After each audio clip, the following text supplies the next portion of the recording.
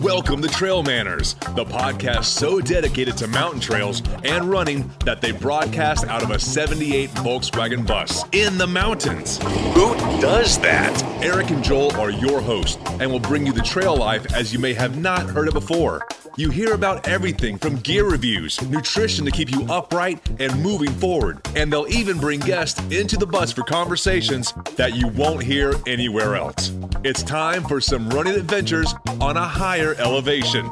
The old 78 Volkswagen bus is fired up and headed to the mountains. Here are your hosts for Trail Manners, proudly representing the 801 with their passion and love for the trails, Eric Manning and Joel Hatch. Welcome to the Trail Manners Podcast, episode number 91. Today, we're closing out the pre-Hardrock series here with Jeff Hart. We got him on the phone from Silverton, Colorado. If this is your first time listening, then thanks for coming. The Trail Manners Podcast is produced every week for your enjoyment, and show notes are found at trailmanners.com.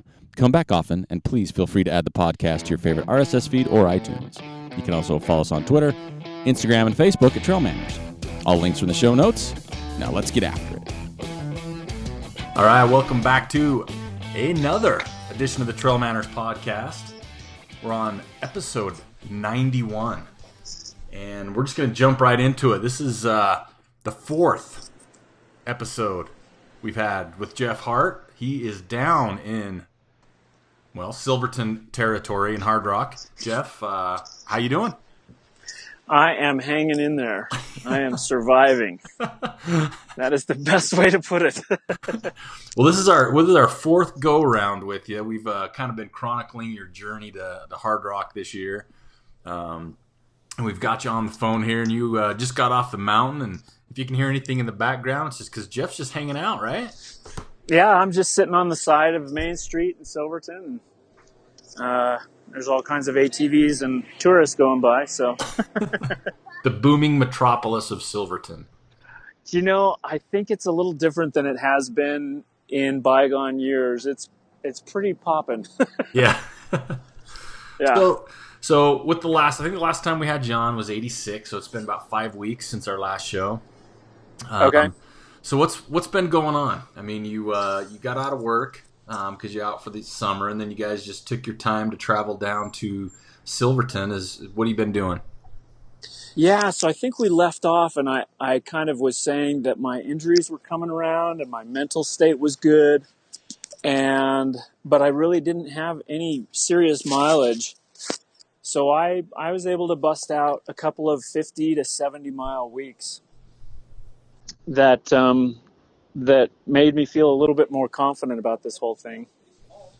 And then we left town, and we just kind of made our slow run to get to Silverton. We did some rock climbing in southern Idaho at City of Rocks, and that sits at about 7,000 feet, so that started my acclimation.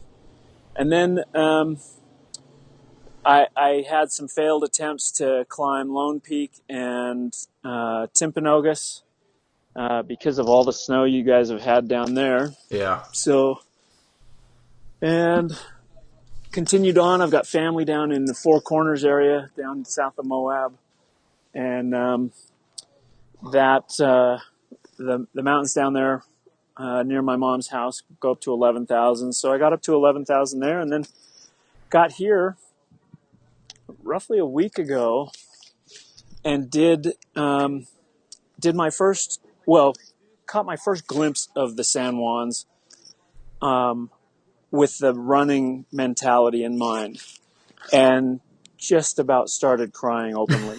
I was just about ready to say, what was the first thing that went through your head when that all transpired? The first thing that went through my head was, I am in serious, serious trouble here. They're so intimidating. I mean, and so we got here in that first evening. I had about 2 hours, so I thought, 2 hours, I can, I'll just do, that should get me up and over one of these climbs. No problem. So we go to Cunningham, which is like the 10-mile aid station. Uh-huh. And we,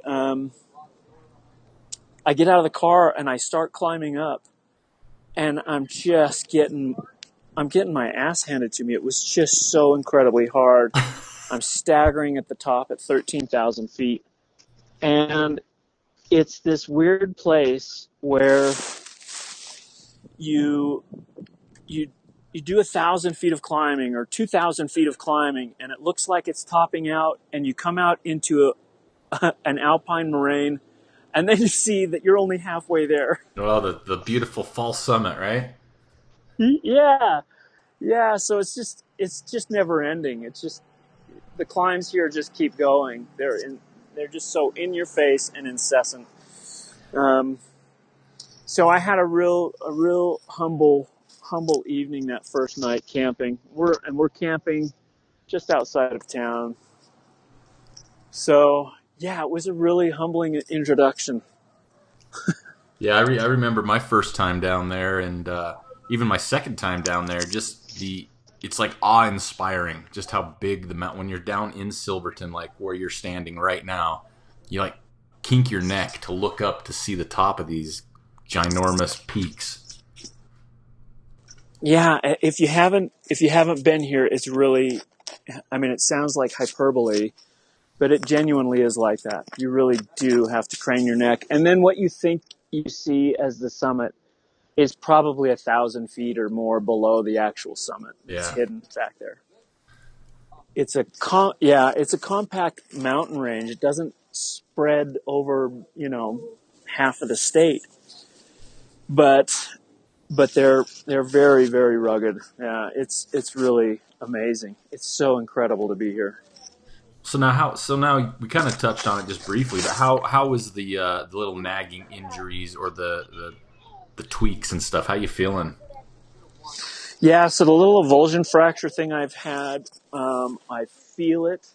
I get a little bit of pressure in the back of my knee, but it's not bothering me. And the only downside is that I haven't been able to kind of do my downhill training this spring, so I don't have the downhill legs that I normally would. I'm kind of relegated to just an average pace downhill.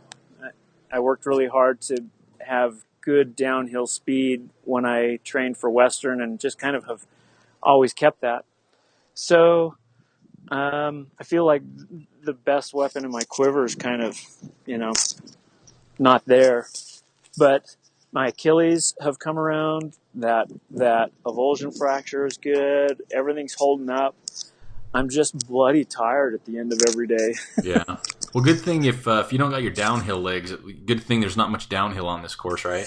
No, it's really all just about the uphill. There's the downhills are gentle. I don't know. It's like it's like this the sound of music. You just kind of dance through the meadow, and it's all foofy and fluffy. Yeah. yeah. No. Everything I Yeah. remember it, right? Yeah. So you got about, we're recording this a little early because I'll be off to Beaverhead this weekend, but we got about 10 days till the race.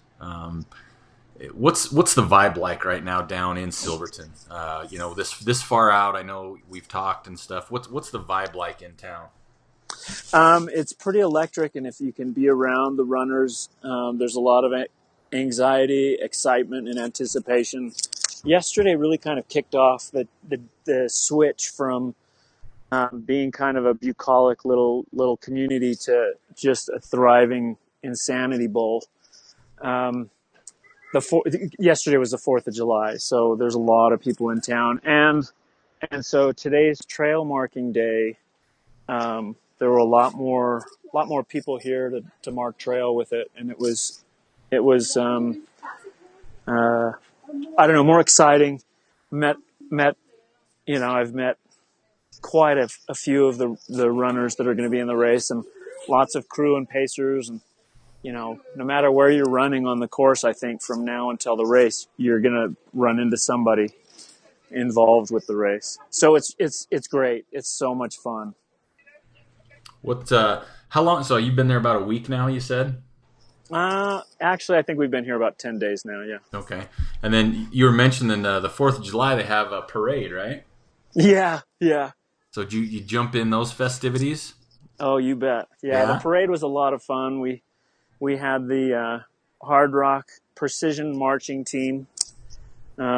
we were doing switchbacks and crazy Ivans and Katie DeSplinter Grossman was our majorette, and she did a fantastic job of helping us do some of the more technical marching maneuvers. No one got hurt, right? No one, not to my knowledge. Yeah, yeah, yeah. It was really a lot of fun to do that, and there was a beer mile yesterday, but I was wise enough to stay away. Any idea who came away with the win on that? I don't. Yeah, I don't. I know. I don't know if he ran it, but I know James Varner from Rain Shadow Running, who's kind of in charge of marking the course. He was there, and so there are people that would know better than me. So you have the race coming up, which is obviously your anxiety level, your excitement. You've got all these mixed emotions because you've been thinking about it for so long. But now that the race is still some ways away, but with all the energy that's going on in that town, does that raise your anxiety level just a little bit more than maybe where it was? Not just because it's getting close, but because of just that buzz? Yeah, it's a mix of anxiety and anticipation. I'm getting very close to that point where it's like, enough of this. Let's just get the show on the road. I'm ready to just go. I've seen probably at this point, I don't know. I mean, I haven't exactly tapered. For the last 7 days, I'm sitting at about 50 miles and did, about 11 today. So I've seen maybe 50 or 60 miles of the course now. Yeah, I'm ready to go. It's getting real, right? Yeah, it is definitely getting real. Now we've been fortunate enough to see photos online posting here and there, but what's the snowpack like this year? Yeah, so I guess we had a really high snow year here in the mountains, but it's melting super fast. It's been really toasty. It's been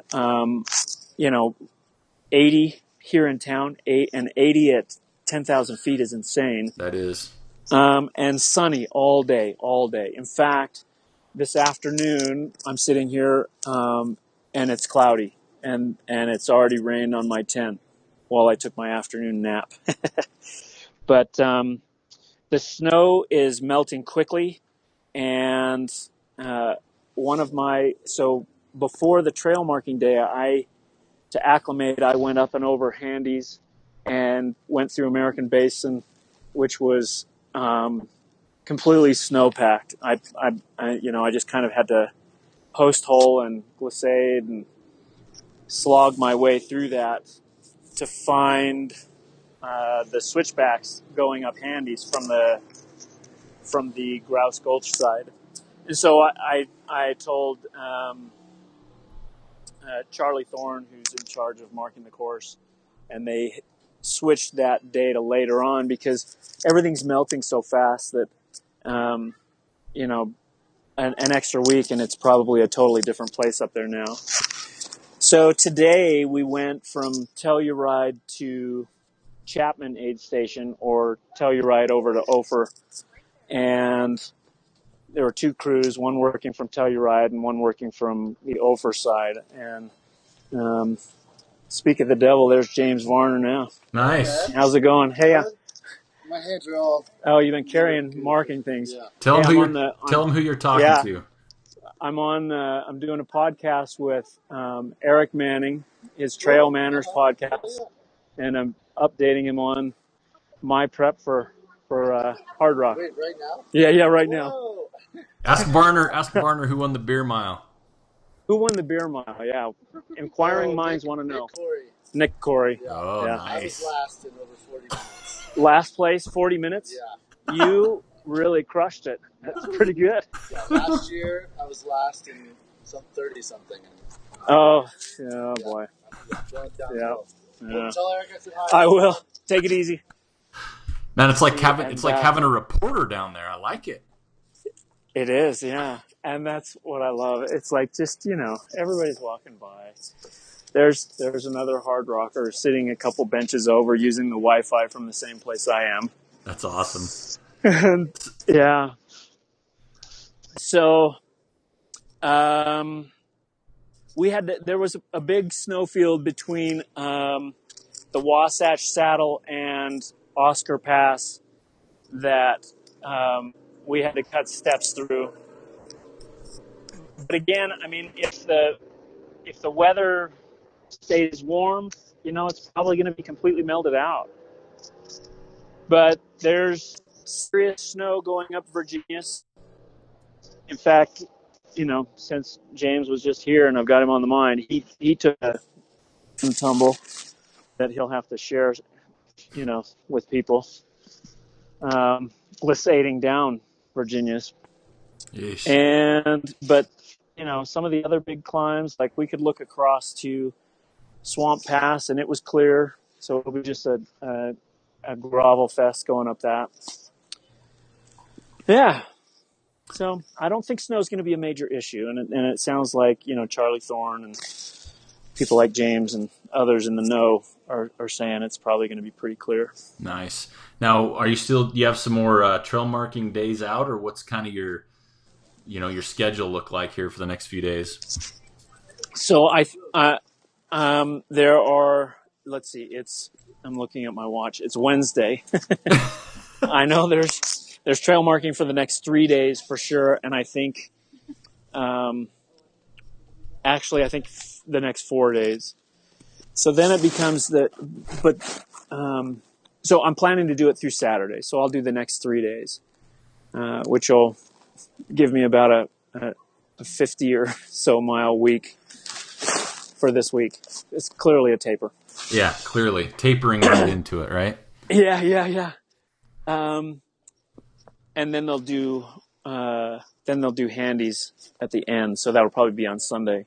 But now I've come to I'm in that kind of quandary of, do I see more of the course and kind of go all in with this thing that, man, I'm going to finish or die, or do I do the two trail work days on Saturday and Sunday for extra tickets or an extra ticket for next year's lottery.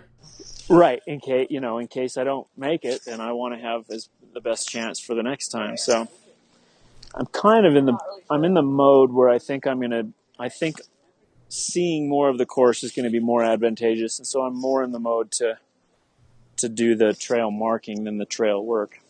Well, and I think mindset, I'm just going to tell you, do the trail marking because you don't want to think, if I don't finish, I'll have the trail work, because you're going to finish. So you can't have that in the back of your head. See,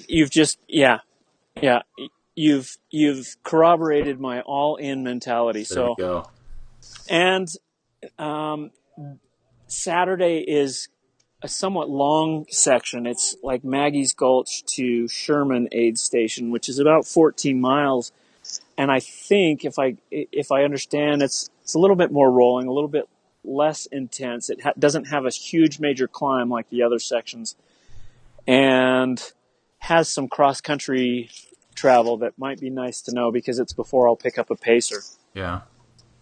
So what would you recommend to people out there who haven't done hard rock? Do you feel this is a big advantage going down early to do course marking?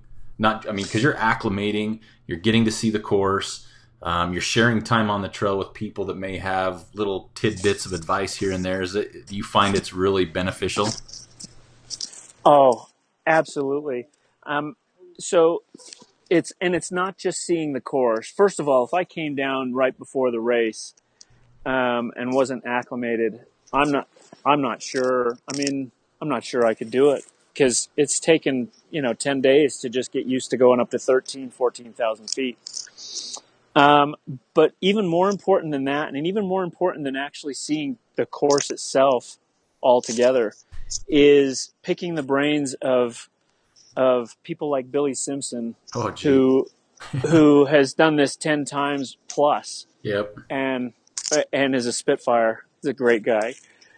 Or James Varner, or Charlie Thorne, who's still just motors up these climbs and is amazing.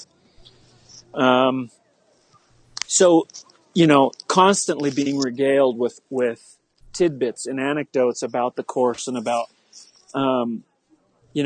strategy and what to do. It's huge. It makes a huge difference. So yeah, without a doubt, if it's your first time, find a way to come out, 2 weeks before the race and do the trail marking. Well, and Hard Rock is different than most races. I mean, most races you can show up a few days, the day before. Not you can't do it at Hard Rock. I mean, obviously people can do that, but the history with Hard Rock and the culture there. I've been both not raced, but I've been both to Western States, both been to Hard Rock. The feel in Hard Rock is so genuine, real, and just it's hard to describe really in words. And I haven't been immersed like you have. Yeah, that's so true. I mean, and so the 300s that I've been associated with now are Western States, Wasatch, and Hard Rock. And it started raining again, so I'm moving to the canopy. So the feel at those three races is so distinct and different. And as much as I loved Western States and the kind of, I don't know, circus atmosphere, this is like grassroots, down to earth, hearty, heartfelt vibe, and it's fantastic. Yeah. Well, you feel. I mean, like I said, I've only been down there a couple times, and you almost feel like. And I haven't been in the race, so this is from a different perspective. But it's like a large family event, from runners to pacers to crew to the community. It's so true, and when you see the race director in the parade with us, and he's going over and saying hi to, probably 100 or more families along the way, or more. I mean, I didn't see him the whole time. It's a community event. And when you walk down the street and they say, "Oh, are you doing Hard Rock?" People know what it is, and everybody roots for you, and you're out on the trails, and it is really something. It's an experience not to be missed. Yeah. So are you, speaking of crews and pacers, are you all dialed in now? I know when we've talked before, you've had your son as well as a friend of yours traveling in. Is that kind of still where you're at with your pacers and crew? Now that's changed a little. So we got out here, and my son, rightfully so, got a little intimidated. So we're gonna probably just have him run the last little bit through town. Nice. My friend Jeff Calvert from Pennsylvania, he's coming out. He'll be here in 2 days. And I'm going to have him, he's going to pace from Grouse Gulch, which is mile 42 when you can pick up pacers, through Telluride. So he'll do roughly 30 miles. I think it's almost 30 miles exactly. And then my partner Jen is going to pace me over Telluride. And it may have only been just yesterday or maybe 2 days ago. I was one of the guys that I've run into in Utah, who, in fact, I think we met at Speed Goat. I think we met running Speed Goat one year, but I'm not entirely sure. Anyway, his name's Cameron Adamson. He's tried to get into Wasatch several times and had bad luck, so he's gone to do Run Rabbit Run. And he's coming out, and he'll pace me, I don't know, to the end or, one section. So that's kind of where I sit with pacers. Nice. It looks like you've got somebody then from mile 42 to the finish. Yeah, conceivably, and I haven't coordinated completely. I kind of have stalked Cameron on his Strava. I know he just went up Lone Peak and made it to the summit, recently. So, he's fairly well acclimated and doing longer runs. So I think, having 15 miles should be 15. I think it's about, well, I actually don't know. I think it's, how many miles is it from Ophir to the end? I don't really know. 15, 20. Yeah. No, it's got to be less than 20. Yeah. This is quality podcasting here. I'm sorry. Hey, this is the real deal. I mean, you're kind of fade out in and out a little bit just because of the reception. You're in an old mining town. This is the ruggedness of hard rock coming to the microphone. Good. Yeah. James Varner swinging by. Yeah. That's what we do here. We get a little bit of everything. Good. So do you have you thought about it much? I mean, is there kind of a quote unquote game plan for this at all, or is it just start slow, do what you feel, or is there something, hey, I'd like to be here by A, or do you have anything in your mind that way? Yeah, so I started to kind of map out, now that I've done I've done all of the first 15 miles, and that's a couple of the major climbs, and I now have a fairly good sense, when I'll come into those aid stations. And so I have tentative times that I think I'll hit those, but as far as like a race strategy, it's to make sure and be consistent, but not overdo anything. So I'm not going to go out strong. I'm going to just, be consistent and not blow up. Yeah. It's really, it makes it harder on, Jen, who's my crew chief, and Jeff, who's going to be pacing me at mile 42, because they kind of have to just sit there and watch the GPS tracker and say, oh, well, it looks like we should go head up the mountain now, or whatever. Yeah. Well, I mean, generally, like a Wasatch where you're familiar with it, like you've done before, you can give them an idea, and it's, if things even go bad, you're only an hour off or something like that. But a hard rock, being a part of that, sitting in aid stations, it's hours and hours you could be off of what you hope could be somewhere. And it could be either direction. You could be early or you could be really late. Yep. Yeah, it's crazy just how long each section can be. And, with the shift in the weather that's happened today and is forecast to continue through the race, the monsoon season could have people hanging out, before going up and over some of these passes. I don't have any desire to be the first fatality, and I don't have any desire to match Adam Campbell getting hit, or even if it was a tangential or a close strike. Have your headlamp explode? Yeah. Well, you do. You've got those high, anytime you get in the high mountains, the weather could be any direction, any different thing. And you definitely don't want to get trapped on top of a peak. So that could be just a huge factor every year that is outside the norm for the guy that's taken first place to the person in last. Yeah. So you have this, and you have this cutoff, that's 48 hours. I mean, it's far and away more than any other ultra that I would consider. And you think, oh, I've got all of this time, that means I only need to average 28.5-minute miles. But it's really deceptive, because, you just never know what the weather's going to do. And so you can't bank on that. You can't bank on that as being, your fallback. Well, and one thing that people don't realize even in the race, because I've done it, I know a lot of people have, you talk about, okay, it's 29-minute pace. So that's easy, but that's not including aid stations either.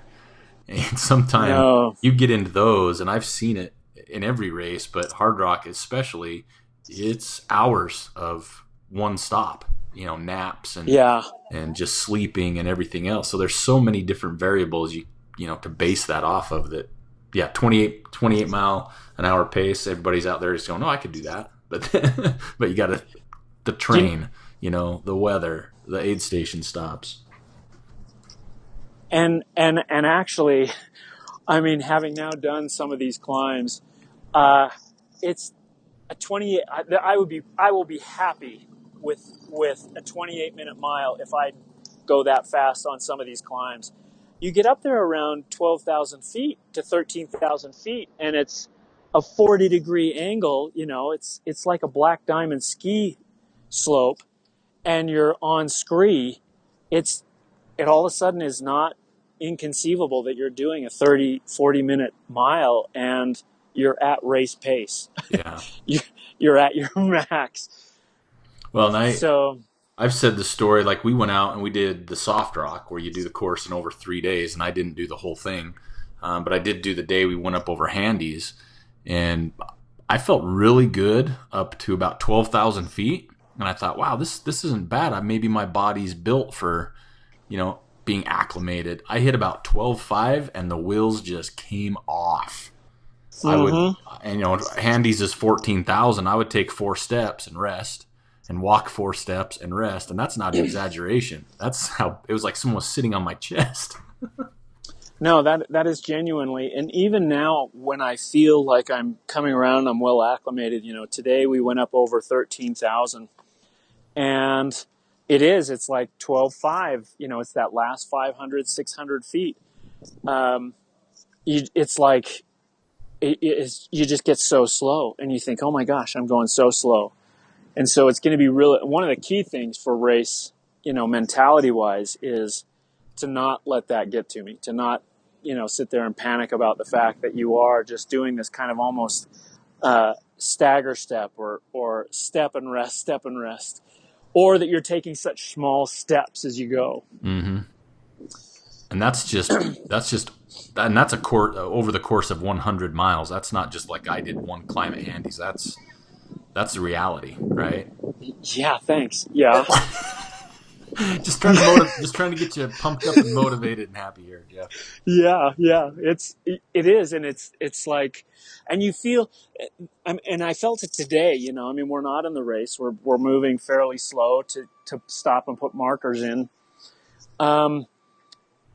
So I wouldn't even call it race pace, but it was so hard, and it was just one climb, and you feel so tired. I think the real key is getting to the point where you get to the top, your up muscles feel fatigued, so you switch to the down muscles, and then hopefully they're fatigued and your up muscles have recovered by the time you have to do the next climb. Yeah. So are you gonna be using poles? So I'm going to use poles either from Uray or Telluride to the finish. And that's mostly because by that point, I think my legs will be so fatigued that having that kind of being able to switch to the upper body will really pay off. And I want to kind of preserve it early in the race. And have you used poles in the past? Yeah, I used poles the first time I did Wasatch. Western doesn't allow them. I didn't use them this last September at Wasatch. And I've used them in training this spring. Okay. On some of my long runs. So I've built my upper body and have been doing weightlifting type stuff and rock climbing for upper body. So I think that will pay off. But for any other race, I don't think I'll use them again in any other race. I think just pretty much here. But here I can see they would be really handy. Yeah. Now I'm a kind of a gear nerd. What kind of shoes are you going to be wearing out there on the course? I have a pair of Montrail Caldorado that are semi blown out, and I'll be wearing those for part of it. I will be wearing. I've got a pair of Lone Peaks, so Ultra Lone Peaks, that I'll wear, and I've got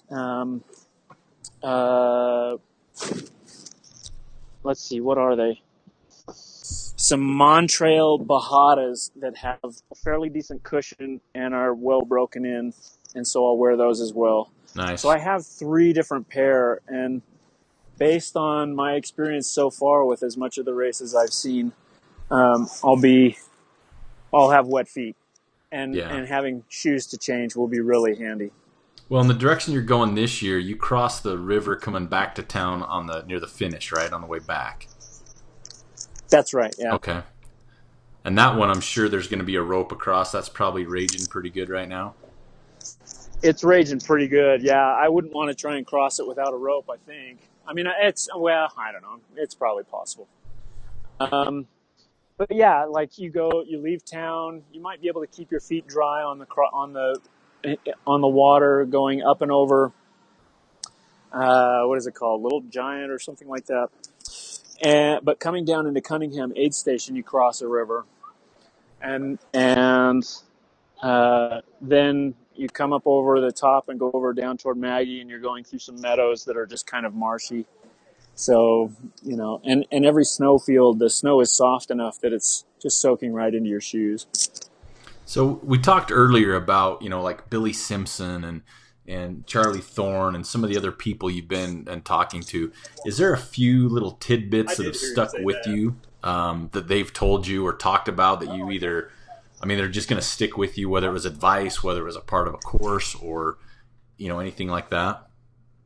Yeah. So, mostly it's, don't get consumed with your pace and just be patient and don't go out too hard. I mean, that's really kind of the biggest thing. But little things like we were, the day we marked Cunningham, so mile 10 to mile 15, we come up into this meadow and Billy Simpson says, "Oh yeah, well, sometimes there are sheep in this meadow, and don't try and go through the middle of the sheep herd because the sheepdogs will attack you. They're very protective." So, it's like you wouldn't get that any other way. Yeah. Well, that's good to know. Yeah, I can't think of anything right off the top of my head, but just little things like how to kind of sight and move. As we're going along marking, Charlie Thorne is coming up behind, and if we place, a dozen markers, he's taken out a few of them saying, "Hey, you're over marking. That's not necessary." So, be familiar with the map, be familiar with the course, because it's not marked like most ultras. It's minimally marked. It doesn't have those really good confidence markers then. No, it does not. Yeah.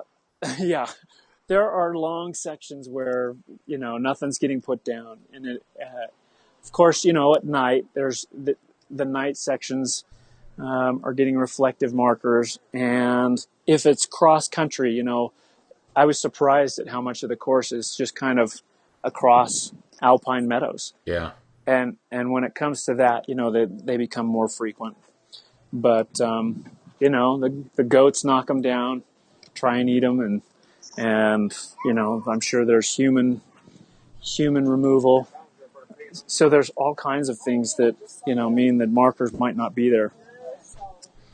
So being familiar with the map and being familiar with the course is really kind of important. Well, and I think, like you said, with being out there with the course marking, you've got a pretty good idea, not just on paper, but with sight. And since you've already been there, where you're going from A to B. Yeah. Now, what about what about fueling? Have you kind of figured that out? Are you going to be doing much with solid foods since you're going to be doing a lot of hiking? Are you going to are you a gel guy? What's your routine on this? So I did almost exclusively tailwind at Wasatch, and it really worked for me. The first time I tried tailwind was at the Canyon de Chelly 55K. And I just did that exclusively, and it worked really, really well for me. I didn't have any gut issues in either of those races. And so I, on my long runs and in training, I use tailwind. And I supplement, like at Wasatch, I supplemented with like chips and bananas and Coke. I'll carry tailwind between the aid stations. That'll be my calories in between. But then when I hit the aid stations, I'm going to be doing solid food. Bananas, quesadillas. I'll do all the regular fare. Nice. So what are some of the some of the stuff that's going through your head? Are you like you said, you want to get it going. It's getting real. You want to get started on it, but do you find yourself having a hard time sleeping because things are going through your head, or are you pretty good at shutting things down? So I've done okay with shutting things down. It's just that the days are long, and I'm still really shocked at how tired I am after doing, say, like today, just doing one of the 8 or 9 major climbs. That worries me. So mostly it's just anxiety that I'll be able to hold up. I worry that I'll get so tired that I literally won't be able to move. Now, do you think that could be a disadvantage of going early, or is that a concern? Yeah, it could be, and that could also be, my limited training. I mean, maybe I don't have the base that I think I do. Those are the kinds of questions that go through my mind at night. But here's the other thing. So, I have a fear of missing out. So we get here, and I'm doing everything.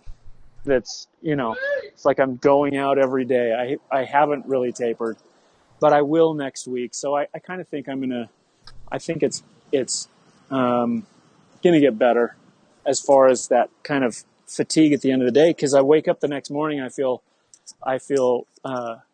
fresh as a daisy. I'm ready to go, and can motor up the climbs. It's just the end of each day. I'm like, wow.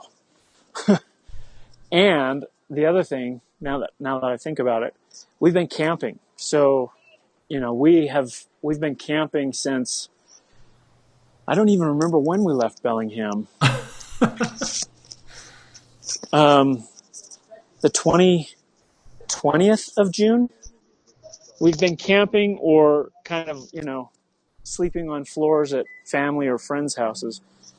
And we weren't planning to get into a hotel until the 10th. And then we got here and realized how tired camping, you just don't ever get a break. And so made hotel reservations here in town for the 7th. So that's 2 days from now.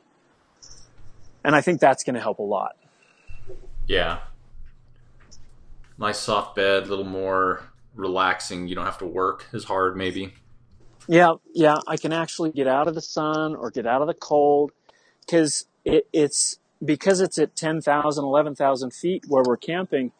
It's this crazy dichotomous environment where if you're in the sun, even if it's only 70 degrees, it's scorching hot because there's just no atmosphere to block that sun. And so you move to the shade and you get in the shade, and then you realize that the ambient air temperature is cool and you get chilled really fast. So you're constantly sunshade.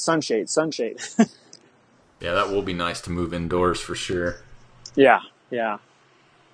So have you been doing anything solo, not doing the marking, or have you tagged along with anybody, do any like type of training, or has it just been strictly organized hard rock marking and stuff? My trip up Handies was on my own, and then the first leg, the Cunningham over to Cunningham, that was on my own. And yesterday afternoon, instead of doing the beer mile, I went up to see a part of the course toward the end, and just make sure I, got up to elevation again for, acclimation purposes. So it's a mix of doing it on my own and navigating on my own, as well as doing it with the trail marking. So here's the money question for you. Is there any buzz going around about who people think are going to do what down there? As far as 1 through 3, is there much talk of that going on? I haven't heard the 1 through 3. I've just pretty much heard that, Killian would be running this part. Killian will be doing this at this part, and I saw I think Brian Powell at I Run Far has confirmed that Killian is going to be here. Yep, saw that. So, yeah, it's all on. I think all eyes are on him. And then a lot of other people that are out here training. Of course, I see them for about 30 seconds when they go by, but I have seen a few of the top people out and about. Well, I just talking to you about this, I'm excited. I mean, like I said, I've only been down there during the race once, and another time just in training. But boy, I've got that fear of missing out right now because I know that buzz.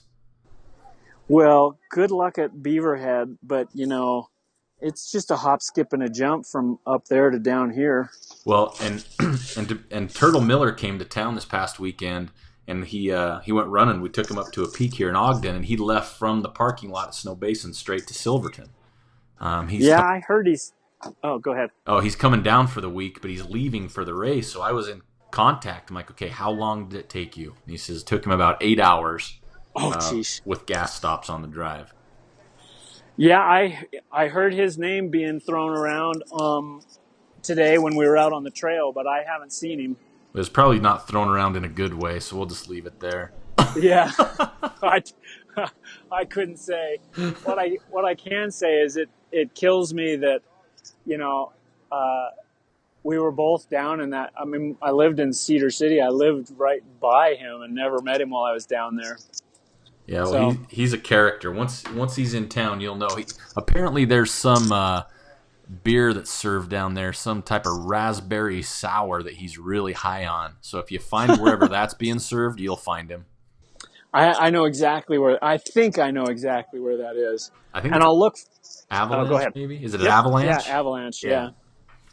And so I'll just look for the. Well, I would say I'll just look for the super skinny guy, but there's a lot of skinny guys here now. Yeah, I was going to say he's got a Sprinter, but I'm sure there's a few of those down there too.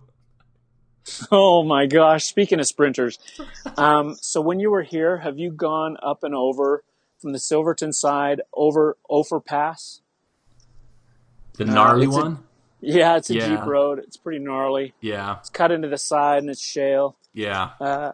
One of the guys that's here pacing, and if he hears this, I'm sorry, I can't remember your name, but he took his Sprinter van down that. Are you kidding me? No. Holy cow. No.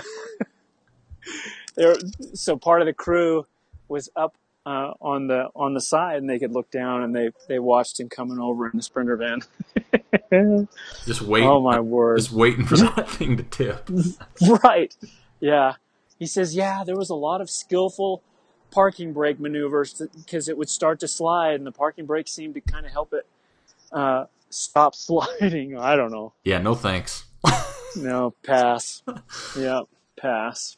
Well, Jeff, we're excited for you. I can't thank you enough for taking us along this journey through this year. And like I said, I'm excited. I just sit and hear your stories and the way you're talking. And, I'm looking forward to the finish. And I'm looking forward to talking to you when it's all said and done and you've recuperated a little bit. Yeah. Oh, I having you do this with me or have me on has been huge, and so I really appreciate it. And I can't wait to tell you about the finish because I'm going to be there. Yeah, and don't be too surprised if I'm there. Oh, I won't be. I hope you do. I'm still trying to work it out, but it's just an 8 hour drive, so we'll see. Just an 8 hour drive. How is your training going for Beaverhead? Pretty good. Did Sinks Canyon last weekend, or a week and a half ago, I guess now. Went okay. And, nothing to write home about, but Joel's got me tapering into the race, just like you've been doing. Just no let up. Yep. Good. It'll be the same mentality for me. I'm just looking for a finish. I've got bigger fish at the end of the year that I'm really focused on, and this is just something I've wanted to do. So, just kind of going out, enjoying myself, and turning another year older while I'm there. Right on. Well, good. I hope I see you here. And either way, I will regale you with insane stories of these mountains. That's what I want. That's what we're all waiting for. So, well, Jeff, thanks again. This is culminating a fun trip down here with you, and best of luck. We know you're going to do well, and we'll catch you on the other side of the finish line. Sounds great. Thanks, man. All right. Thanks, Jeff. Yeah. Thank you for listening to the Trail Manners podcast. We'd like to thank Jeff Hart for taking the time to join us today from Silverton, as well as taking us along for his journey to the Hardrock 100. We want everybody to wish Jeff a good luck. Thanks, Jeff. Our thoughts are with you. We can't wait to talk to you on the other side. We also want to encourage everybody to follow us on Instagram, Twitter, and Facebook at Trail Manners, or swing by the website at trailmanners.com. There on the store page, you can check out and get yourself some trail cred and some swaggin' rights. Or you can hit us up on the contact page. Let us know what you want to see, who you want to hear, or if you would like to be on the show. Until next time, this is Eric Manning with Joel Hatch reminding you, you don't get what you wish for, you get what you work for. Now go get it.